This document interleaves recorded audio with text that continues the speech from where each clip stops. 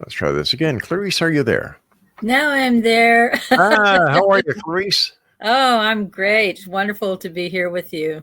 Well, welcome to the show, and tell us a little bit about yourself.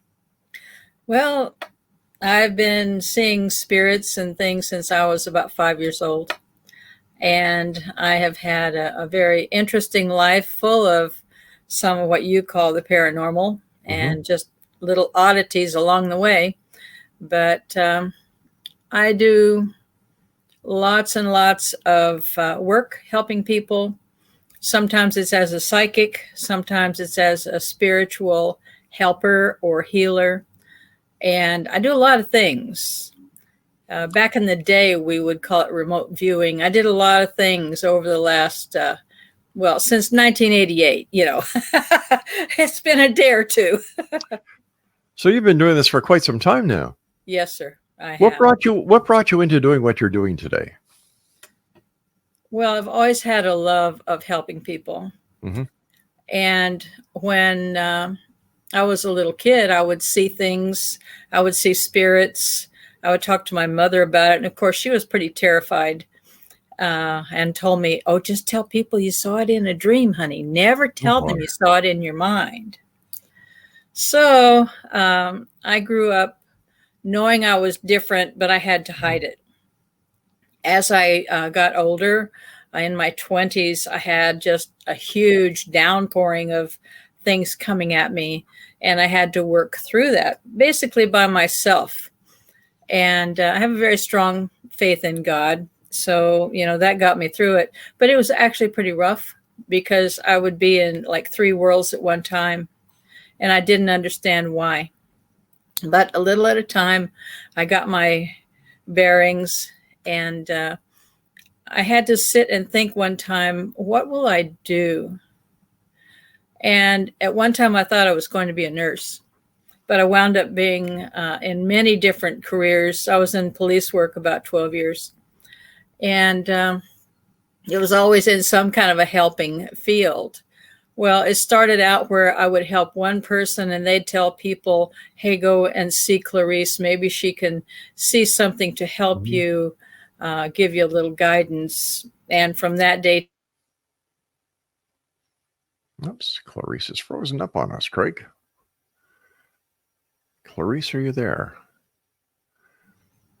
Yeah, looks like we've got a frozen screen. Oh, there she is. Okay, welcome back. We had a little bit of a glitch there. Yeah, we did. We did. California is having all these nice little power issues, so who knows what we're going to have? Who knows? But you're here. That's the main thing. Now you were in police work. What type of police work were you in? Well, I was Santa Fe special agent for a while, and then I worked as a deputy sheriff 1 and 2 for Tulare County. Then I worked in Butte County as a jailer. I did a lot of different things. Did you find that your gifts were an asset to you as being a police officer? You'd get that gut feeling, or? Yes. Yes, eh? Absolutely. When I would do dispatch, and they would, let's say, if somebody called in that there's a little boy who's lost, and I would ask him, is he about 4 years old and wearing a red and blue striped shirt? And I could tell them where to find him. It's just, sometimes you're really on, and other days you're just your normal self, or at least back in those days I was. But when you start working with these gifts every day, you become a lot more fine-tuned. Now, I would imagine that no matter where you are, no matter what you're doing, the spirits have the ability to contact you. How do you turn them off? How do you say, hey, this is my time, guys? Well, what I do is I remember that I have dominion. I have free will, and I'm happy to help, to work with them. But if I'm sick, I tell them absolutely not. I've had to, as a matter of fact, get pretty blunt with pretty pushy spirits, and yet they would come back later, and I do what I call dictation, where I would write down what I'm hearing that they're telling me. And then usually about a week or 2 would pass by, and I would know who the message is for and give that to them. Of course, that was not for any charge. That was just doing Sure. something to help people. How do these spirits know how to contact you? Well, they have a pretty good, easy way to do it. If I'm in the kitchen cooking spaghetti, literally I had a kid run smack into me and demand that I type for him. He was making gestures to type. And I said, no, I can't do that. I'm cooking. Come back in 2 hours. And so he did.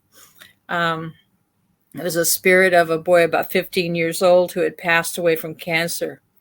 And he wanted to give his mother a message.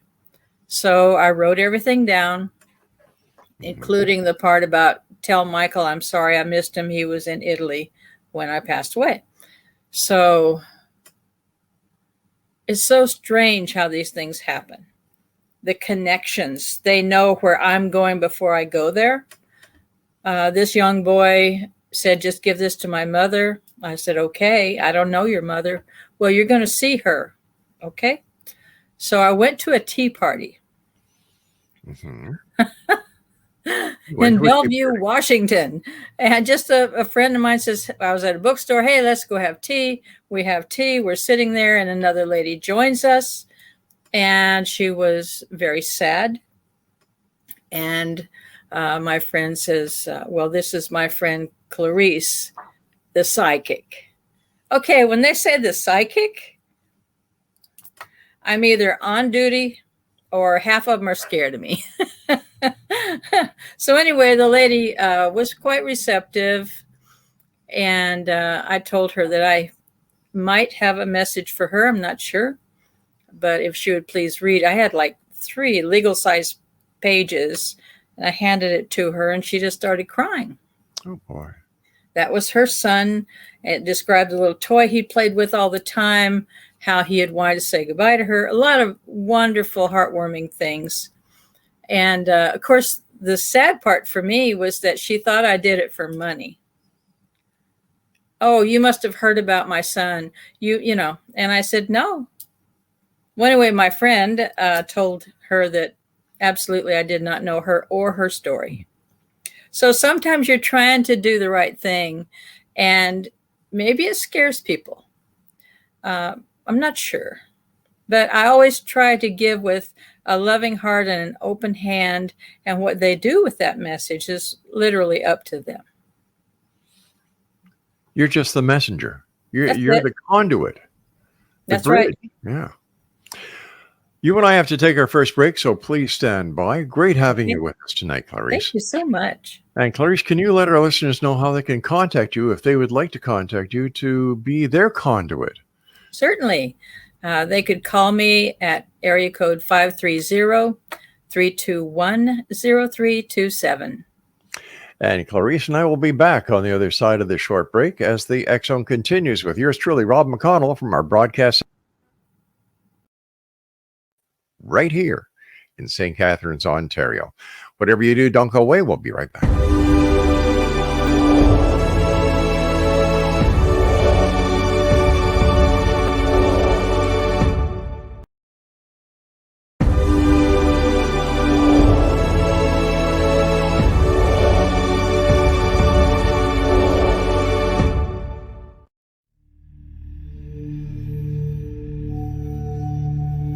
Do you enjoy paranormal, sci-fi romance, yet find yourself tired of the same old themes and storylines? Then you won't want to miss Kahira O'Donnell's latest exciting release, To Taste You Again. Alien Lord Kane McKean knew the moment that his destined mate was born. He watched from afar, waiting for her to grow from child to woman. However, before she was old enough, she was stolen from her home world by flesh pirates.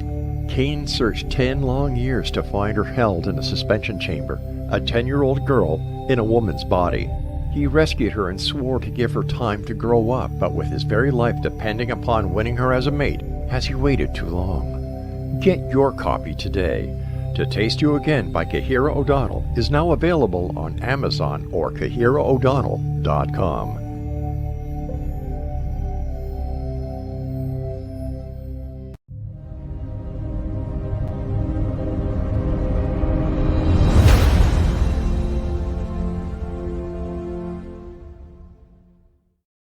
Welcome back, everyone. Clarisse Connor is our special guest this hour, and Clarisse is a psychic, a clairvoyant, and a tarot reader. Clarisse, what is it like when somebody is asking you to communicate with someone on the other side, and that person on the other side wants nothing to do with this person? Has that ever happened? That's a perfect question. Perfect. Well, what happens is I have to be a very gentle hand in the situation, because usually it's a pretty highly charged situation when someone wants to speak to the dearly departed. Okay.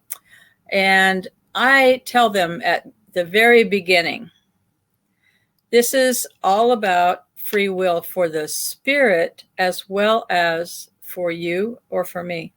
And if they choose not to talk, if they do not want to give you a message, then they have the right to do that. Yeah. Oh, yeah. They have the free will. Most of the time, I've only had like one time where an elderly lady wanted to talk to her mother. And her mother would not talk to her because she did not leave her picture in the hallway. And that was that. Wow. There's no telling her to, hey, come on now, let's talk. Oh, no. See, they have a life, a living presence, and they make themselves known. So I just closed out the session and I told the lady, I'm very sorry. And she says, oh, no, that was Mom. Wow. Oh, yeah. And she had taken that photo down. I said, maybe you should put it back up. She wants to be remembered. You seem like a very compassionate person. Do you have any children? Nope. Okay. Nope. Why I was asking that is because as a compassionate person that I believe you to be after talking to you just for this little short time in your work in law enforcement and the work that you do, I would imagine it's very hard for you when a parent comes to you to communicate the other side to a child that they've lost. Oh, it's extremely difficult. I do extra prayers of protection before I ever start any sessions because I am so tenderhearted and I have to give myself a command to come back to my point of origin at the end of the sessions, because when I go into a trance, I just step across into another world and I need to be able to find my way home, so to speak. Sure. One of the most difficult ones I ever did was a lady came in and she acted like she wanted a tarot reading. And she says, tell me who's Pookie. And I put my cards down and I did my little 3 breaths to get ready. And I said, oh, that's a beautiful little girl with very curly hair. And she's holding a teddy bear at the entrance of heaven. Well, the lady had put a brown teddy bear in with her little daughter who had died of leukemia. Oh, Jesus. And so she knew that I was speaking of the correct child. And the little girl basically said to her, Mommy, don't worry about me. I have my angel. But I'm worried about you, Mommy. You cry all day. And you know, it touched that lady's heart because when I was doing this trance work, the room, she told me later, I didn't see it because I'm doing my work. She said the room lit up with like a gold color and it smelled like roses. That little girl has such a powerful love for her mother. And she really wanted the mother to see that she had her teddy bear. Nobody in the world knew that she put that in that casket. How do you deal with the emotional aspect that you must feel, not only when talking or being the conduit between a mother and a child or a father and a child. Mm-hmm. But a child or a grown-up who is still on this side who lost a parent and the parent is on the other side. How do you keep it all together? Well, the person I'm working with has to come first. They're my focus. And I do everything I can to maintain my own calm. I'll call it my calm, so that I can be a very accurate medium and give the messages clearly. Sometimes I will see things, like I will see a man in his beautiful checkered shirt and he's fishing, having a great time. There's so many different issues. But I have to keep my own energy under control. And that has taken years of learning how to be grounded and focused to be able to do it. Because sometimes it's very sad when people, like I did what I used to call group readings before the fire. The camp wildfire burned down my business and our home. But before that, at the shop, I would do groups and people could come in for $20. And if they had a loved one who wanted to give them a message, I just gave them a message, kind of as a community service. Well, anyway, when you're in that and people are obviously crying and upset, but they're crying sometimes because they're joyful. Because I could describe to a T, some of the people who had passed on. Sometimes it'd be just a color. Sometimes it's just words. But whatever I got, I would give to them. But the room is full. It is saturated with love, saturated with that desire to not only hear and get love from the spirits, but to give it. And a lot of times people don't have the opportunity to just give love to someone who has passed away. And I tried to be like a bridge for that. Right. Has there ever been a time when you've been doing your work as a clairvoyant that there has actually been a manifestation of a person, the person that you're communicating with on the other side? Yeah, I have seen a few. One very, very clear guy holding his railroad watch and very stern and giving me the look like, oh, who are you talking to me? Well, obviously he was always in charge, and I found all that stuff later. But sometimes it can be to the point, it looks like a shadow you cannot see through. Wow. Yeah. What feedback do you get from the people after you've been the bridge? How has this communication changed their life? Has it been closure? Has it been the proof that they've been seeking, that they are on the other side and that they are doing well? Or is it a plethora of different emotions that goes through? It's many different things. One of the things is complete a relief that there is life after death. That they're just so relieved because they understand that the loved one is still viable on a different level. It's all energy and we have transformed into a new energy, but we are still us. We're still us.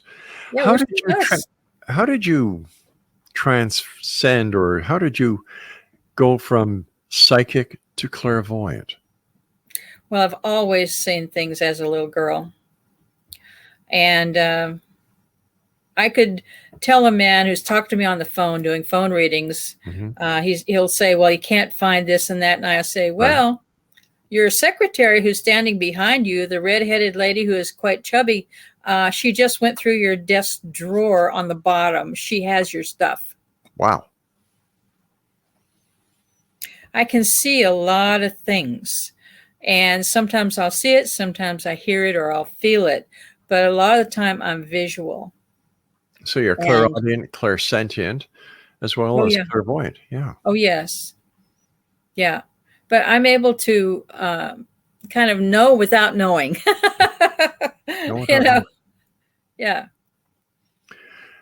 Was anyone else in your family psychic or gifted like you are? Is there I any lineage? I believe my mother was, but she was very, very afraid of it.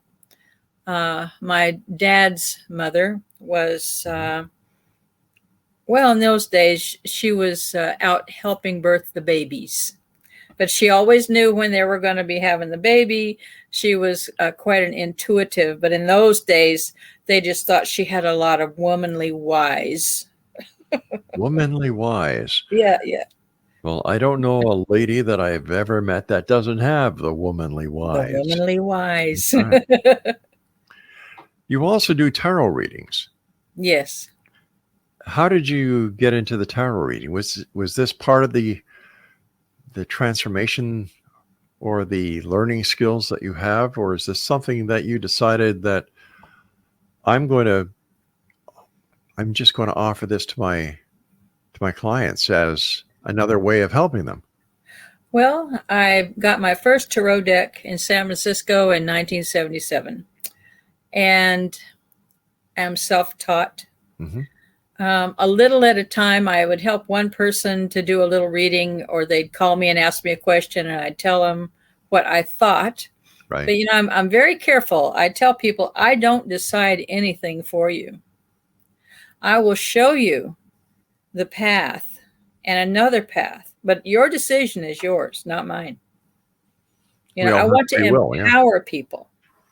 Yes, I want to empower them to do their own living, to, it's your karma, you drive it, That's right. But anyway, I started doing tarot for the public in 1988. So I've been doing readings for a long time. Are the questions that you're asked, are they generally the same ones that everyone asks, or do you find that there's quite a variance of questions that you're asked? Oh, everybody's different. Everybody's different. Now, once in a while, we will have like the repeat of, why am I alone? Why can't I find my man? Sometimes it'll be, well, business is slow. What can I do to fix it? Things like that. Sometimes people will call me about buying a building, a commercial building. And after he talks a few minutes, I'll tell him, the plumbing is no good. There's a concrete floor. You're going to have to bust the whole thing out. The east wall is caving in because there's been a flood. Now, I'm here and that building's in Missouri. So, I answer lots of different kinds of questions. But I think people who are lonely, yes, definitely, for whatever reason, they are drawn to get spiritual advice. Sometimes they just want to come where they are completely welcome, where they're in a warm, safe environment to just be. Sometimes people will walk into my place, my office, and they'll just sit in the chair and start crying. And I asked a couple of, at first, it was a little odd, but I thought, well, they had a bad day. But the feeling in there is so full of love and support that people cry because they're not used to it. So you give them comfort, you give them safety, you give them hope. Right? Oh, looks like we froze up again over here. I know. I'm here. Are you there? Oh, there I am. Hey, welcome back. We're going to be taking a short break right now. And Clarisse, please give our listeners one more time how they can contact you. They can call 530-321-0327. And Clarisse and I will be back on the other side of this short break as we continue here in the X Zone with yours truly, Rob McConnell, and my very special guest, Clarisse Conner. Whatever you do, don't go away.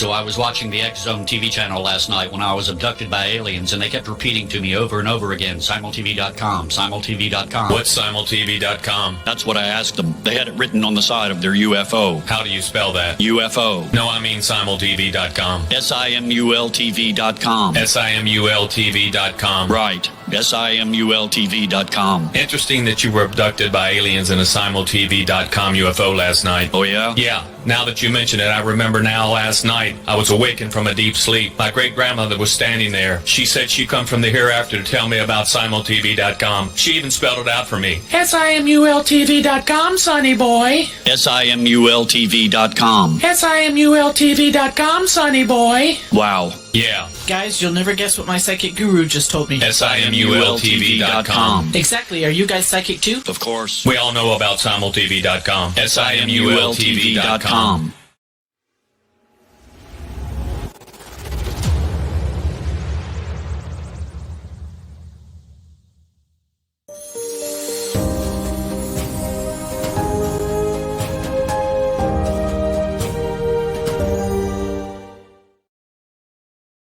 And welcome back, everyone. Clarisse Conner is our special guest, and we're talking about Clarisse being a psychic, a clairvoyant, and a tarot reader. Where does a medium fit in all of this? You know, is a medium the same as a clairvoyant? Well, a clairvoyant can see, so they could see spirits, sure. It depends on the clairvoyant, of course. Everybody has different gifts and they use them in different ways. Mine started with doing readings, just regular readings and sometimes tarot readings. And I would see standing behind the person, a tall man or a very short little old lady. I would feel them come into the room and I would discuss what I was seeing. And that's how it all started. Is it hard for people who may have the feeling that they're gifted to develop their gifts? Well, it's hard if they have been taught a lot of fear. And it's also hard if they have people around them that are the naysayers that, oh, you're crazy, that can't happen. You couldn't really see what that other lady saw. There's always going to be people, if they can't do it, they don't understand it, they're afraid of it. Is there as much negativity towards the psychic profession as there was years ago, or are people becoming more accepting that there just may be something on the other side of this existence that we don't know about? And why is it then people who follow one sort of religious philosophy or another are dead against psychics? It makes no sense to me. Well, first off, I've met a few of those. So have I. And, I just tell them that I am who I am, and God gives me everything I see and everything I'm all about. I'm firmly entrenched in my own belief. But I think it's hard sometimes for people to grasp that there is more than one dimension, that there is one kind of life, that there's many kinds of lives, and they're kind of lost in the middle. They don't know what to do. A lot of the people trying to develop their own abilities are caught up in this negative web. When it comes to religion, I will tell you, I have had all walks of life come through my door, and some of them sneak in, and many of them have been up in their religious duties. Towers. They are, all religions have come to me. Is there a common thread when it comes to the type of person that comes to you for what you do? Or is it all over the spectrum? It's really, everybody is different, and they all have a different need, a different pain, a different situation. Some people come to me because they believe that someone, all joking aside, has put some kind of a curse on them.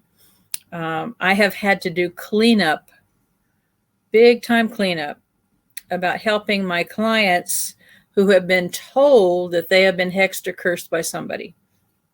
And they have been told that sometimes by a psychic. And they're scared to death. So I've had to take that stuff off of them through my own prayers and my own work of helping to cleanse their aura, cleanse their body, their mind, their spirit, to teach them how they can do their prayers and the cleansing. There is, as you, I'm sure, would know, there's kind of a racket. Every once in a while, there are psychics or so-called medicine men, so-called shaman, Right. who will take advantage. And when they do, of course, it upsets me, because I can honestly say that I do everything in a good heart, in a good way, according to God's will, the best I can. But I cannot say that for other psychics. And that's why I do not recommend other psychics. So how can a listener decide or find out who is a good psychic and who is a bad psychic, who to call, who to listen to? Mm-hmm. Well, first off, I think we need to learn how to trust our own heart, to get out of our head, to, of course, use common sense first. Sure. Yeah. Do your prayers, and then when you are calling these people, listen with your heart. Do they have a sincere desire to help you, number one? Or are they just telling you very quickly their menu and their prices? What do you think about these celebrity psychics that are on various TV channels? Montel Williams used to promote Sylvia Brown, Mm-hmm. until she was kind of hoodwinked. Right. What was she charging, Craig? $700 for a 20-minute reading? Yeah, I think it got up around $2,100 an hour. My Lord. My Mhm. Lord. Besides the amount of money that these people charge, Mhm. what are some of the red flags? Well, the red flags would be if the first thing they tell you is, come into my office, I see that you have a curse on you. Red flag. Giant. Because they have instantly made that person not only feel kind of sick, but they have done kind of it's like putting a hand grenade in the person's aura that will explode, and they'll have to go back to them. So they're creating an ongoing business at the expense of fear. Fear. Yes, yes. I have a lot of Hispanic customers, and they have had just a myriad of problems here and there. But one of the big things is that sometimes people use black magic, and they do things against some of their loved ones. So what I do is basically pray and ask, what's the antidote?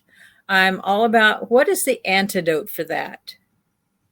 Not just to try to get into the whole history or any of that stuff, because I don't want to open that Pandora's box.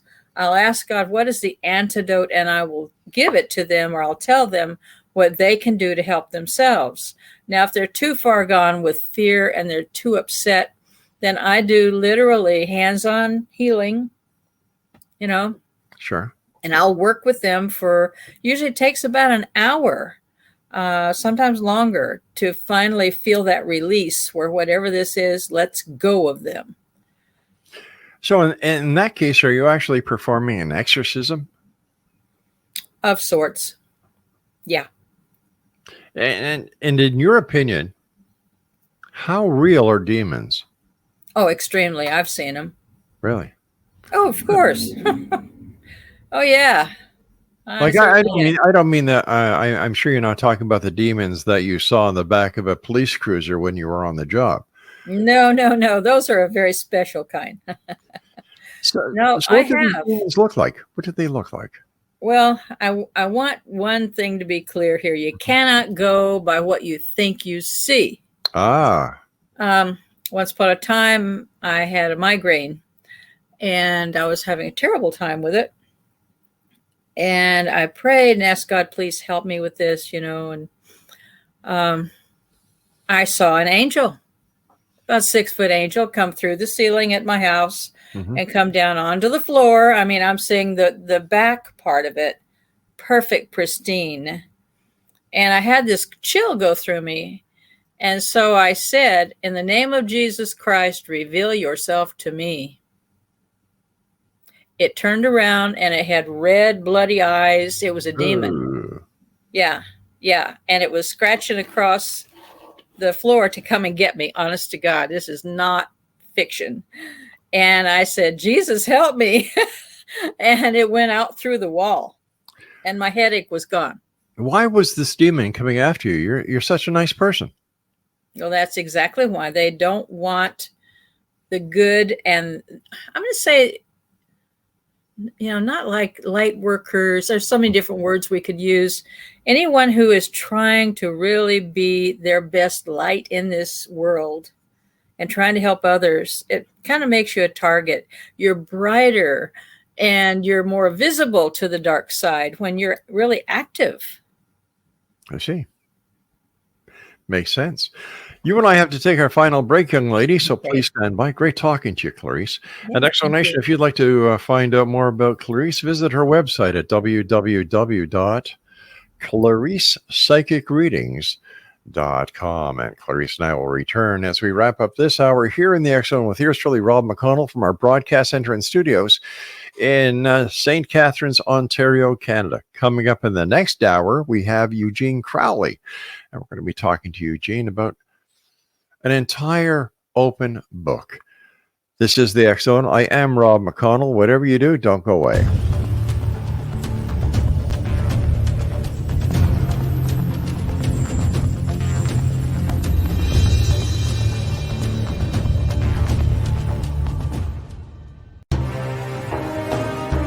To be accosted in her bed and abducted by aliens was the last thing Michelle expected. Yet the fateful morning of her destined death changed everything. Lord Lan Ramos, Alpha King of Vidar, the monstrous befanged alien looming over her bed, was her destined mate come to save her from certain death. He is a telepathic mute shifter. Can Michelle accept him and his animal? Once on Lan's home planet, Michelle becomes increasingly psychic, revealing her as the fabled Oracle of Vidar. As factions conspire to destroy them, will they overcome mounting threats? Will Michelle's growing gifts save them or ultimately destroy her? Don't miss this sci-fi shifter romance with charismatic and engaging characters. Get your copy today. The Oracle of Vidar, available on Amazon or CahiraO'Donnell.com. That's CahiraO'Donnell.com.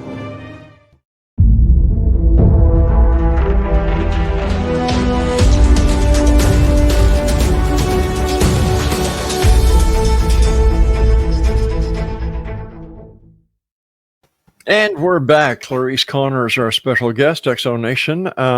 For more information about Clarisse, you can go to her website at ClarисsePsychicReadings.com. And Clarisse, you were giving us a telephone number before that people can call you at. Yes, it's 530-321-0327. That's 530-321-0327. When we were coming back, I was going to say they're here, but I decided not to. From the Poltergeist series, how real, in your opinion, based on your expertise of doing what you've been doing for such a long time, are television shows like Poltergeist or Amityville, are they more fiction than fact or fact than fiction? Well, I think that it's a little of both. Yes, sir. But I definitely know that some of this stuff is way real. Seeing is believing. What was it like the first time you saw a demon? Well, I was very startled. I didn't know what it was. And it was similar to the first time I saw a gray. Mm-hmm. And the feeling is very cold. You understand that there's something otherworldly there with you. And sometimes you just have to focus your mind. Everybody has a different religion, but go where you believe, go into your own heart on what you believe and hold that very close, because a lot of times if you do that, then these things have to leave. But if you stay totally in fear, then they can harass you a lot.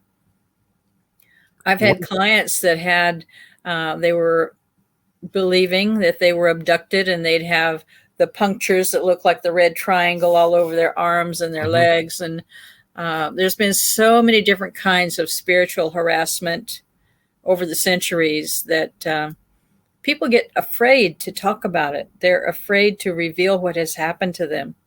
And so I like to remind people that, hey, it can happen to anyone, and ask for help. So these red triangles, were they actually caused by the ETs, or were they caused by demons pretending to be ETs? Well, I believe that these were extraterrestrial, these particular ones I'm talking about. It was like someone took a punch of some sort and it went almost through to the bone. It was pretty difficult to even look at it. But I think that demons do pretend.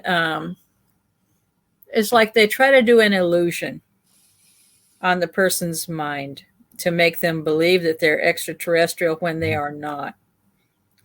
I feel like there has been a big tear in the fabric between our dimensions, and lots of different kinds of entities, and you could call them demons. Anyway, they are very bad, and they have come through into our world. So we need to be aware, to kind of be more aware of your environment. If you see something that is not normal, tell yourself, hey, wait a second, what is that? Some people don't see it because they don't want to see it.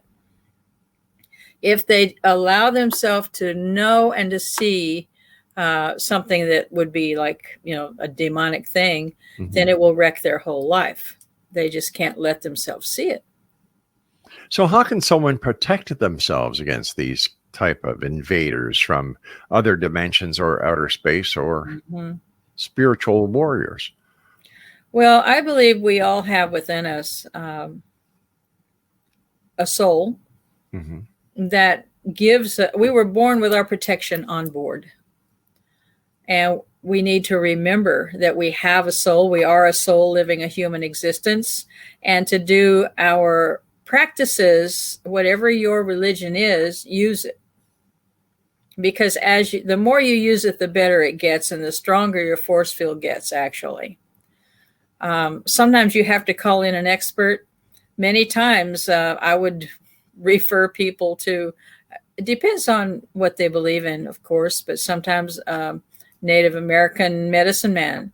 Sometimes it'd be go to the Catholic priest for the exorcisms. If somebody's really having a big problem with their mind, I obviously would refer them to their doctor, to their family, and then to a psychiatrist. I don't say, oh, here, let me do all that. No. What is a sign for you that the person has issues that are far beyond your capabilities to solve as a psychic, that medical intervention is actually required? Oh, well, sometimes people are possessed to the point that their entire eye is black. Black, smooth, shiny, like they are possessed, okay? Sometimes it's that. Sometimes it is because their energies are so frequented with, they can't hold a thought. They can't hold things together. They can't speak correctly. But a lot of times it's because they are in severe pain. I don't try to be... I would imagine we're talking about spiritual pain as well as mental and physical pain and anguish. Yes, exactly. Yeah. I know one lady who believed that there was a demon working to take her nose off her face, and a little at a time that nose started coming off her face. I think things happen that we cannot explain logically, and that science can help. I believe that sometimes it's a cry for help, obviously, that they need help. Maybe they are afraid to talk to their family because they think they're crazy. Well, sometimes they just need help. And I tell them to go see a counselor. I try to get in between, okay, the doctor and the psychiatrist. Well, maybe you need to see a counselor, about mental health because you're too stressed out, is what I usually would say. Do you find that this gives you, does the person reject you as a professional psychic because you've suggested that they go seek medical or mental aid? Actually, no. They come back to me. Really? They come back for readings. But if they're in a bad space, I don't just do a reading and lay down the cards just to say, okay, give me the $50. I don't do that. If I feel that a person is too sick, too upset, in any way, not in good shape, I do not do a reading. So they have to be pretty balanced by the time they get back to me. So how long does a reading take? Sometimes we can do one for like 20 minutes. And tarot readings, psychic readings, clairvoyant, mediumship, it's all about 20 minutes? Yeah, 20 minutes, half hour. Once in a while, a person wants to book a full hour because they have a lot to talk about. Sure. You must be exhausted by the end of the day. I do get tired. Yes, I do. I do get tired. What does your family think about the chosen profession and the way that you help people using your gifts? Well, my husband is 100% for it. Excellent. He has seen a lot of the people talking to me and to him about how I've helped them and about my accuracy on how I saved them from having big problems by telling them ahead of time something was coming. The rest of my family, they just think I'm just, my nutty self. You're just you. I'm just me, the one who gets tattoos. Tattoos. I love tattoos. I think that, a person who has tattoos is using their body as an artist's easel, expressing themselves. Yeah. Yeah. Absolutely. What are your final thoughts and words that you'd like to share with the X Zone Nation tonight? Well, first off, thank you for listening. Well, my great pleasure. We are about to hit some very turbulent times between now and the end of the year. And I would like to tell each and every person to remember who they are as a soul. When things start to get tough, remember that inside of you lives this beautiful, bright light. No matter how dark it gets, how crazy or scary, you will get through it. Words of wisdom. Clarisse, first of all, thank you so much for joining us tonight. It's been a great pleasure. Please come back and visit us again. Sure. And all you got to do is ask. All right. I shall then. Okay. And if you could once again give us your contact information so that if anybody would like to contact you and seek your advice. My phone number is 530-321-0327. And the website is ClarисsePsychicReadings.com. Yes. Clarisse, take care of yourself, and I look forward to the next time we meet here in the X Zone. Until then, be well. You too. X Zone Nation, our guest this hour has been Clarisse Conner. And once again, her contact information is, if you'd like to contact her by phone, the telephone number is 530-321-0327. And her website is www.ClarисsePsychicReadings.com. When we come back at the top of the hour, we will be with Eugene Crowley, and we will be joining Eugene in approximately 9 minutes from now. I'm Rob McConnell. This is the X Zone, and we're going to be taking a little break, so don't go away.